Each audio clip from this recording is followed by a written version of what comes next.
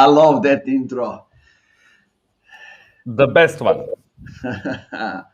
Okay, guys, so this will be a super interesting edition of Funky Marketing Show, one that will be shorter because, I'm going for a trip. That's why I'm in Brooklyn. Casual, if, casual. I'm a, if I'm a fan, but this is for the road trip. So Totsi and I today decided to talk a little bit about what should you as a team, as a company do so you get more from your online presence, uh, preferably from your team. So this is something that I've been developing for a couple of years, working in other companies, and it comes down to one thing to even start, and that is that people are buying, they're bought in on that decision, so they are active on social media, working on their social media profiles, and that's it. How do you get to that? You don't. This is something that you need to think about before you start hiring people. When you create the culture, the values that you want to get, because if you, as a boss, as a leader, as a decision maker, want to just tell people like, from now on, you need to start posting more on social media, work on your personal brand, tell some other stories, write about our results, write about the company, it will last for 2 days. In best times, maybe 2 weeks. But if it is something that people are bought in on their own, if they know the mindset, if they're coming to your company knowing that this is the company that does that, this is the way we work, then it's completely different because it comes from them. They are aware of what they need to do for their own social media presence to establish themselves as a professionals, as authorities, as respectable people in the community, and as somebody who is skilled at what they do. Then it comes the company, then it comes the team, and all those other stuff. So let's talk more about that. So Totsi, that was the intro and the first thing that people need to do. So where we go next? First, when we notice this type of alignment with, I don't know, clear company mission, vision, and goals, somehow people who are willing to work together with us need to have some recognizable level of personal and professional ethics. Without that, it will be very hard to align social media presence and stuff like that. They're like expected for them to work personally, but as you said, if you try to force wrong people to do something like that, it won't last. So for me, probably the first step is to for start set clear mission, vision, goals, and this is like something CEO, founders, C-level executive needs to form for that company, and after that to hire people who are perfect match for the company. And with this kind of alignment, you will have all that set up. Because if you don't, or you start to force people to do something like that, it will definitely not happen. And especially today when people are working remote. I had the situation like this in previous company. I was founder and I worked with these guys, and it was like literally impossible for me to force them, and I'm sitting with them in the same office. But somehow I miss that part, that I need to align my company vision and mission and long-term goals with their personal goals. So without that type of alignment, it's mission impossible. Yeah, basically from the personal perspective, they need to know, what they want to do inside the company, where they want to be. Is it, is it your company, or is it something else? Do they want to change positions? What are their ambitions? Those kind of things. But let's focus more on the company perspective and the structure. So first of all, to get there, okay, we need to start from the personal perspective, but as a company, we need to have goals. So those can be goals that we promote the things that we are doing, like good practices. We can influence the industry by showing that some things that we are doing different. We can establish uh, awareness and start creating a brand. We can lower CAC. We can extend the lifetime value of the existing clients. A lot of things can be done by implementing, this becoming more active on social media and creating the distribution and awareness through your employees. It's not employer branding. It's something a little bit different. It's smart distribution of the content through the personal brands of the employees. And the first thing that needs to happen is that your people need to know that they have the support from you as decision maker, from from their peers, and from the company in general. How do we do that? Well, you as the CEO need to lead by example.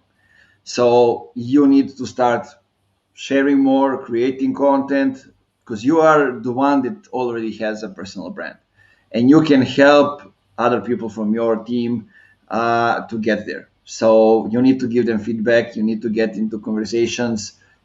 You need to make an effort actually in that way. You need to show the way. Yeah, it can be the leader of department or leader of the team. It doesn't have to be the CEO, but as higher the position, as better. So what do I mean by support? We like to say, and we like to do things in a way that we create sort of community inside the company. So we like to call it a hub where people can, work on their personal profiles, share ideas, share even posts, and get the feedback from their peers, from their, supervisors, from the decision makers in the company, and they can improve. Why is this important? Because in that way we first get the people who are, um, leaders of that community in a way. So those are the people that are already posting probably on social media, people that that have that they know what they can do. They maybe just need a little bit more guidance to kind of extend on it, but they know what they do. Other are people who are sharing from time to time and are willing to share and are really happy that they work in a company. So those are the people that are sharing, hey, today I work with a great team, kudos to my to my colleague. Those are those kind of people, and those are the people that will lead the way. Those people inside the community will help others that are a little bit more shy or have never created content before, so they need a little push. And when the first people, as we call them, like the leaders, start sharing results, sharing their content, other people will, it's affect it is affectious. How do we call them? In Yeah, they will be infected by by the engagement, by the Enthusiasm, everything. enthusiasm, by the chat, by all those things. And firstly they will start commenting, liking the posts, commenting till they feel the vibe. Then they will say, maybe I can try. They are sharing results, they are doing good, why are they better than me? Maybe I can try to do it too. So they try it again, but again, before they go to LinkedIn or other social media, they get the feedback from the team, and this is the most important part, when they get the feedback from the team. So what goes out on social media is not something that just happened on social media. It's what's happening inside the company, and social media is just an extension to it. In my perspective, it's necessary to go from top to down. and to try to achieve this, because we are seeing too many companies trying to achieve this from down to top. So some like social media manager interns will try to do something on social media without any additional and real support from C-level executives or chiefs of departments, and usually it doesn't work. Yeah. So let's go to the third thing. The third thing here is, you know, the education, the actual education from the company, from the leadership. So they need to educate the team what they can post about, what's new, what are the trends, how can they express themselves through different kind of types of posts, uh, how do they connect with people. There has to be a strategy behind it all. So it's not something that we're just gonna go and we're gonna post on social media. No, there has to be a strategy behind it, and the leadership is the one who is, you know, responsible for that. It's not something that does only marketing team or only sales team or only C-level executives. It's what each member of the team can do. Not all of them needs to, you know, be familiar with how to sell, but all of them needs to know like who is the contact person if somebody approach them, and what your company does. You know, what's the tagline and what's the purpose of the company. So those And are usually the it's not the case. Usually it's not the case. and you know, that's all that's there. Then you need to help them all find, you know, they all have goals, we talked about it, but to develop a little bit more what they will talk about, you know, how do they mix personal and professional things. We are all different people, so they are as well different people, and we need to help them, you know, find that balance. And after we get to the point when they are, you know, starting to post, they're confident in what they're doing. We are getting to the point where, you know, we need to see how do they start creating relationship with people. Of course, they start from the post. Some of those that are not already active start from the commenting. But you know, that's the first step. Then they go to sending connection requests. Then they go to, you know, to chatting with people in the DMs. Maybe those that are more free, you know, start scheduling virtual coffees with people, having you know, conversations around things, getting to know different people, and then they come up with a new topic by talking with people, and you know, by getting into the meaningful conversations. And basically, in short, that's like an overview. And it doesn't need to be I don't know, 20 people or 30 people or 50 people.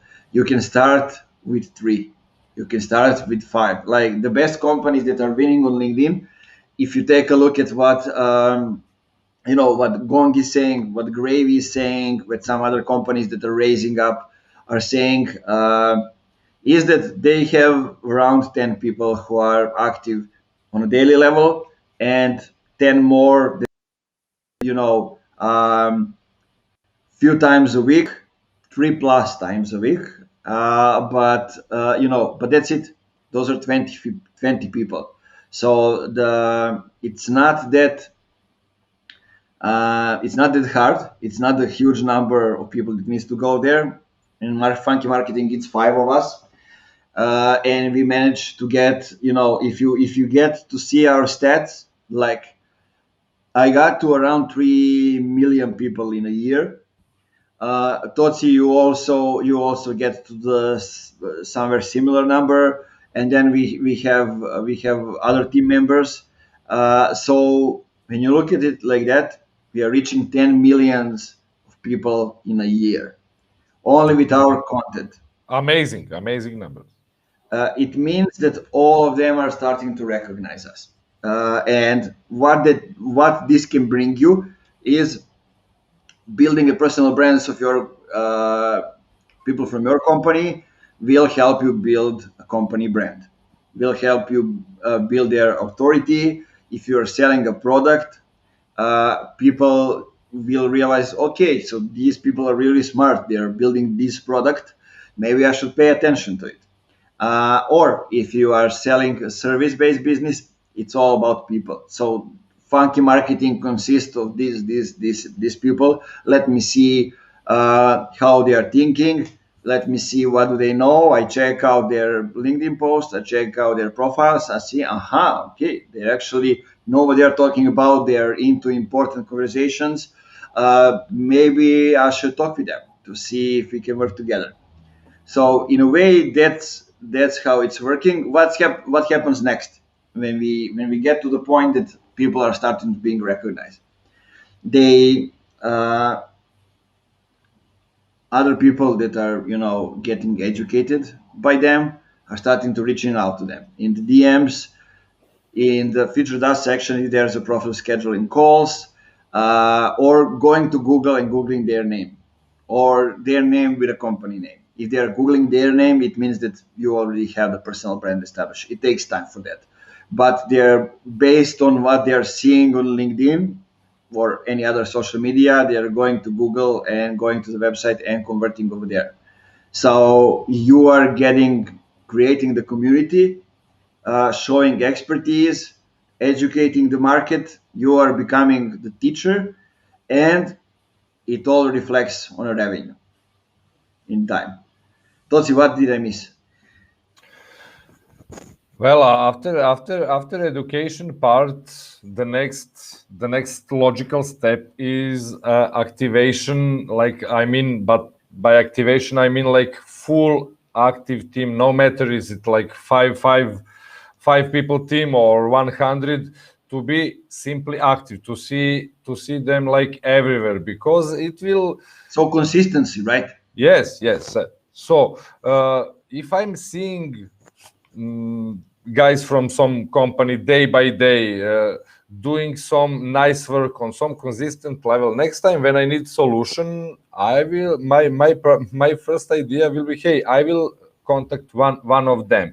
And it's good to have like multiple people in company included in this long-term strategy, because hey, I need some developers part, so I will contact their developers first. So I will ask, it's 2021. I want all the information before I buy it, and I want it personal, and I want it like now. So I will first contact some developer, and if I'm satisfied what I receive as information, hey, maybe I can contact some additional sales guy, or developer will actually recommend me their sales guy to show me a demo, to show me a trial, or to send me additional info. So it's like really important to all people in company are included, because you never know who will be contacted by whom and what kind of deal is behind it, because as we said again, it's 2021. Many people are included, and many big deals are doing like with completely remote sales, not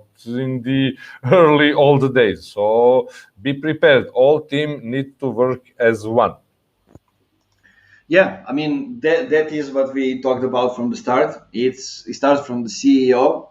He established the culture, the values. When people are coming to the team, they add more to the values.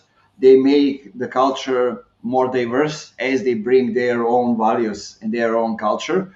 And basically, it affects the way the team develops further. It has the soul. That's why, what we are talking about here is not people posting what only things related to their company. That's pure bullshit. They are then becoming the PR channel for the company. That's Exactly. not what should happen there. What I mean by that, sharing only company page posts, sharing only articles from the company websites. This is not what we are talking about. That's bullshit. It works maybe to some level if somebody is interested only in the company, but why should they follow you then? They can follow the company page. So you are not important. Your company bot, if you do that, only your company bot. Exactly. And look, they need to know you as a person. and that's what's important. Just wanted to share what we are not talking about here, and it's what makes what actually sparks and creates the word of mouth, which is today, or it was 50 100 years ago the same. So it's the most impactful thing that you can do for yourself and for your company, like start word of mouth, that people start talking about you. uh, what we got out of doing these exact things, like I'm coming to the discovery calls, and the person who introduces me say Nemanja and the Funky Marketing, they are the big boys in the community. They are the ones that really know what they are talking about. Like when I introduce ourselves and talk a little bit about what we are doing, like the person introducing me says to the CMO, possibly like, I told you, you know, They like know what they are doing. yeah. And this is what's happening. Actually, this is how you attract the right people, because it's not about sharing only nice things, only flowers and sunshine. It's sharing all the problems and everything. You are following the journey. Like if you go back to the January 2020, January 13, you could see how the Funky Marketing developed. If you are been following me, then Totsi, then other people who've been coming to Funky Marketing team, even those that left the team, you can see the development, right? We are changing people inside the team, but you could not see that because there weren't any conflicts. Everything went smoothly. We had fun. Even in their last week in the company, we had fun. We were laughing on the calls. So those are the things that are important. And so if you look at the company, what they have been doing, I mean, other companies, not only us, you can see those things. You can see those things if you cannot fake it. I'm not the one who's gonna go and say, don't post this. I mean, there are always things that we cannot share, which are like under NDAs, those kind of things. But this is not what we are talking about. I have nothing against somebody from our team saying their personal opinions on LinkedIn or other social media. Actually, I'm provoking those things because I know that I'm choosing the right people, and I'm comfortable in them sharing things. So this should be the attitude of the decision maker and the CEO.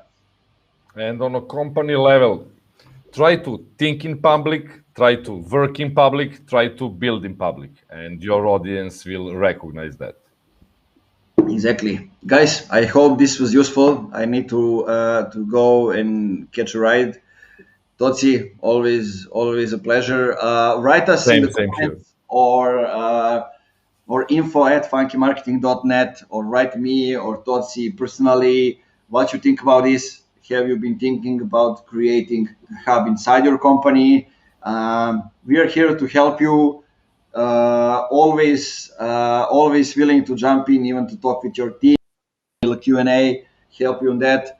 So feel free to do it. There are a lot of materials on our blog, so funkymarketing.net blog, and go ahead, check it out. We are sharing a lot of stuff, and it can really help you get to the next level and scale your team on LinkedIn, because scaling your team on LinkedIn will also get you to scale your revenue as a company. It can really move the needle. And keep it funky. Stay funky.